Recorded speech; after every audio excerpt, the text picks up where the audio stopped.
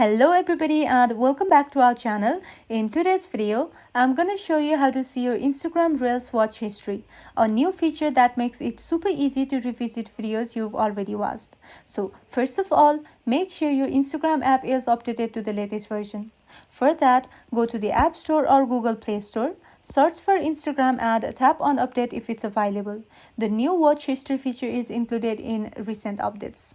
Then once you're ready, open the Instagram app, then go to your profile by tapping on your profile picture at the bottom right corner. After that, tap on the three lines menu at the top right corner. After that, tap on your activity. Then scroll down to the section called How you can use Instagram and tap on Watch History. Then you'll be taken to a list of reels you've watched.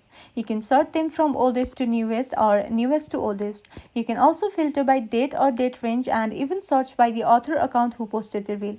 Scroll to the history, find the reel you want to revisit and tap on it. You will go right back to it.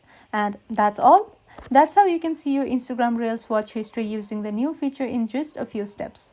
If this video was helpful, don't forget to like and subscribe for more of these videos, and thank you for watching.